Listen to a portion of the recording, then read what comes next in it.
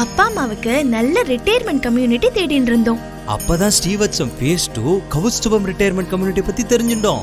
Senior சிட்டிசன்ஸ்க்காக நம்ம கௌஸ்துபம்ல ambulance facility, housekeeping, senior gym, high class vegetarian food, Shiva Vishnu ஆலயம், பாடசாலை, கோசாலை, walking track, park, travel arrangements, 24 hours security, 24 hours power backup generator, indoor games, entertainment programs. இப்படி பெரியவாளுக்கான சகல வசதிகளோட அமைஞ்சதுதான் Srivatsam phase 2 Kaustubham retirement community. Thiruvidaimarudur Sri Mahalinga Swami திருக்கோவில் இருந்து 800 மீட்டர்ல அமைஞ்சதுதான் நம்ம கௌஸ்துபம் ட்ரெடிஷனல் ரிட்டையர்மெண்ட் கம்யூனிட்டி.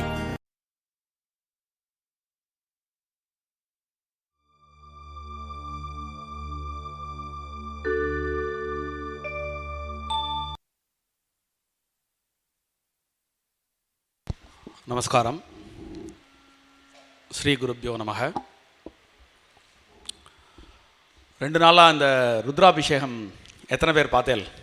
மகாருத்ரம் ஸ்படிகலிங்கம் அபிஷேகம் இங்கே எல்லோரும் பார்த்தேலா? கொஞ்சம் தான் பார்த்தேலா? லிங்க் இருக்கு இல்லையா? முழுசாக பாருங்க.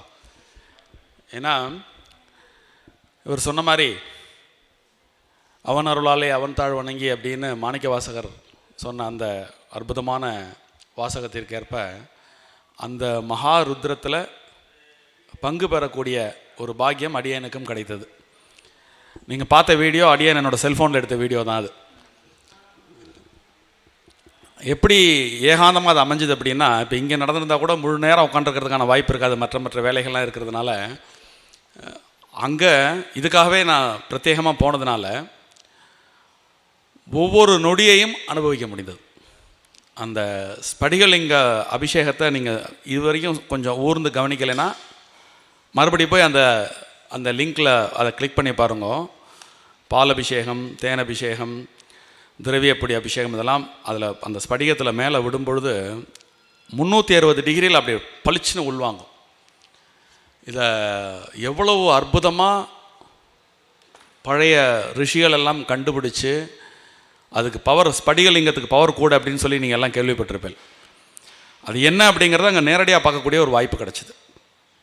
நீங்கள் அந்த லிங்கத்தினுடைய உச்சியிலேருந்து பார்த்தா ஒரு கோணம், நேராக பார்த்தா ஒரு கோணம், சைடில் பார்த்தா ஒரு கோணம், இப்படி 360 டிகிரியில் அது அந்த மந்திரங்களையோ அது மேலே விடக்கூடிய அந்த அபிஷேகத்தையோ எப்படி உள்வாங்கி பிரதிபலிக்கிறது அப்படிங்கிறத, அது ஒரு இன்விசிபிளான ஒரு ஆக்ட் விசிபிளாக பார்க்கலாம். அதுதான் ஸ்படிகலிங்கத்தினுடைய ஸ்பெஷல். ஸோ அந்த 2 நாளும் அடியன் அணுவாக அந்த பரமானந்தத்தை அனுபவித்தேன் அப்படின்னு சொன்னால் அது மிகையாகாது. அதுக்கு அவர் சொன்ன மாதிரி ஏதோ பூர்வஜென்ம புண்ணியம் இருந்ததுனால அப்படி ஒரு வாய்ப்பு கிடச்சிது அப்படின்னு சொல்லலாம். வள்ளுவர் சொல்வார், செல்வத்தின் பயனை ஈதல் அப்படின்னு. அது மாதிரி செல்வத்திற்கு எது இருந்தாலும் அதை கொடுத்தா தான் அதுக்கு மதிப்பு. அது மாதிரி அறிவும் அப்படி தான். இப்போ ஒரு சாமானிய மனிதர்களின் தர்மம் அப்படின்னு அண்ணா இப்போ தொடர்ச்சியாக ஒரு சீரீஸ் சொல்ல போகிறார். அது அவர் கணபாடிகள், வேதம் படித்து அத்தியாயனம் பண்ணவர். அதை தாண்டி கிட்டத்தட்ட 40 வருடங்கள் மிகப்பெரிய சேவையாற்றியிருக்கார் அந்த இதில்.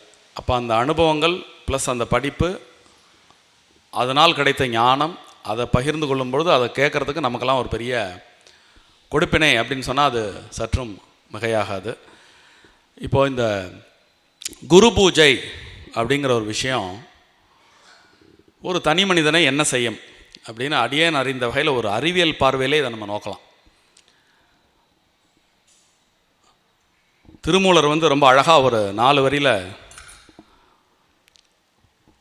சொல்லியிருப்பார். தெளிவு குருவின் திருமேனி காண்டல்.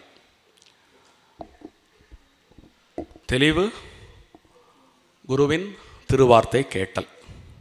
தெளிவு குருவின் திருநாமம் செப்பல். தெளிவு குரு உரு சிந்தித்தல் தானே அப்படின்னு ஒரு 4 லைனில் குருநாதரை பற்றி அப்படி சொல்லியிருக்கார். இப்போது திருமூலர் 3000 பாடல்கள் சொல்லி பாடியிருக்கார். அந்த 3000 பாடல்களில் அஷ்டாங்க யோகம் அப்படிங்கிற ஒரு விஷயத்தை ரொம்ப தெளிவாக சொல்லியிருக்கார். அது ஒரு தனி மனிதனை, ஒரு அஞ்ஞானமாக இருக்கக்கூடிய ஒரு மனிதனை கூட வெகு நிச்சயமாக ஒரு சிவானுபூதியை எட்டக்கூடிய அளவில் ஸ்டெப் பை ஸ்டெப்பாக நம்மளை கொண்டு போய் சேர்க்கக்கூடிய அளவுக்கு அழகாக சொல்லியிருக்கார். அப்படிப்பட்ட திருமூலர் குருவை பற்றி ஒரு 4 வார்த்தை இப்படி சொல்லியிருக்கார் அப்படின்னா அது என்ன? ஏன்னா அது முற்றிலும் சயின்டிஃபிக். திருமந்திரத்தை நீங்கள் எடுத்துட்டிங்கன்னா அதில் மூட நம்பிக்கைக்கே இடம் கிடையாது. சுவாமி விவேகானந்தர் ராமகிருஷ்ண பரமஹம்சரை பார்த்து கேட்டப்போ கடவுள் இருக்காரா இல்லையா, பைனரி ஆன்சர். ஒரு கண்டிஷன், ஒரு குருநாதருக்கு அவர் கண்டிஷன் போட்டார். தேவையில்லாத விளக்கம்லாம் வேண்டாம், அதெல்லாம் நான் நிறைய கேட்டுவிட்டேன். கடவுள் இருக்காரா இல்லையா, எஸ் ஆர் நோ. அவர் எஸ் அப்படின்னார். அடுத்த கேள்வி மறுபடியும் binary, no more detailed explanation. அவரை உங்களுக்கு எனக்கு உங்களால் காட்ட முடியுமா? மறுபடியும் எஸ். ஒருபடி மேலே போய் ராமகிருஷ்ண பரமஹம்சர் சொன்னார், இப்படி இந்த ஊனக்கண்களால் நீ என்னை காண்கிறாயோ அப்படி நீ கடவுளை தரிசிக்க முடியும் அப்படின்னு ஒரு மிகப்பெரிய ஒரு பிரம்மாண்டமான ஒரு நம்பிக்கையை அவர் கொடுக்குறார். அப்படிப்பட்ட ஒரு அறிவை அடைந்த ஒரு குரு யாரால ஒரு விஷயத்தை ஒன்று வச்சுட்டு இருந்தால் தானே கொடுக்க முடியும், இல்லாததை கொடுக்க முடியாது இல்லையா? அதனால் அப்பேற்பட்ட அந்த ஒரு பிரம்ம சம்பத்தை அவர் வச்சுருந்தார். அதனால் அவ்வளோ தைரியமாக அவர் சொன்னார். அப்படி அந்த பிரம்ம சம்பத்து கிடைப்பதற்கு குருநாதர் என்பவர் மிகவும் அவசியம். அவர் சொல்லிக் கொடுக்கறத தாண்டி தெளிவு குருவுரு சிந்தித்தல் தானே அப்படின்னு கொண்டு போய் முடிக்கிறார் இல்லையா திருமூலர். அது எதனால் அப்படின்னு கேட்டிங்கன்னா, பதஞ்சலியும் சரி திருமூலரும் சரி யோகங்களை பற்றி நிறைய விஷயங்கள் சொல்லியிருக்காங்க. அதில் ஒரு யோகம் சம்யம யோகம் அப்படின்னு ஒரு யோகம். அந்த சம்யம யோகம்னா என்ன அப்படின்னு கேட்டிங்கன்னா, அந்த ஃப்ளாஷ் கனெக்டிவிட்டி. ஒரு ஒரு ஒரு ஒரு பாடலை நீங்கள் மனப்பாடம் பண்ணணுன்னா ஒரு 10 தடவை படிக்கணும், 100 தடவை படிக்கணும். ஆனால் அந்த மனம் ஒருமிதப்பட்டு படிக்கக்கூடிய அந்த ஒரு முறை தான் உங்கள் உள்ளே போய் அதை ரைட் பண்ணுறது.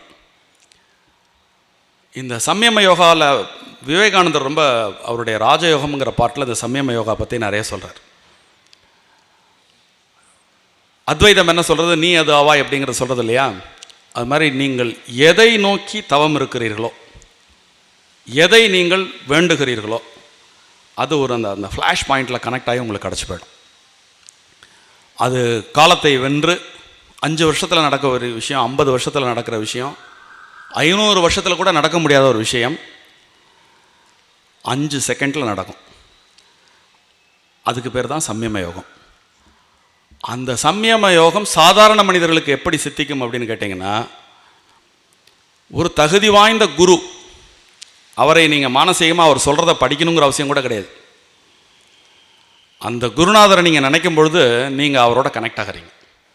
இப்போ அவருடைய குணங்கள், அவருடைய அறிவு, அவருடைய ஞானம், நீங்கள் எந்த டெப்த்தில் கனெக்ட் ஆகிறீங்களோ அந்த டெப்த்தில் உங்களை அடையும். அப்படிங்கிறது தான் அந்த சம்யம யோகத்தினுடைய சாராம்சம். அந்த வகையில் நம்ம மாதம் இப்படி இது ஒரு ஒரு ஒரு ஒரு கனெக்டிங் பாயிண்ட்டுன்னு வச்சுக்கலாம். இந்த அனுஷ பூஜை ஒரு கனெக்டிங் பாயிண்ட்டுன்னு வச்சுக்கலாம். ஒரு மாதத்துக்கு ஒரு தடவை நம்ம அவருக்கு பூஜை பண்ணி கொஞ்சம் நேரம் அவரை பற்றி சிந்திச்சுட்டு இருக்கும்பொழுது அவருடைய ஆத்ம குணங்கள் நம்மை அறியாமல் நம்மை சேர்வதற்கு ஒரு மிகப்பெரிய வாய்ப்பாக அமையும் என்று கூறிக்கொண்டு வாய்ப்புக்கு நன்றி கூறி அமைகிறேன். நன்றி.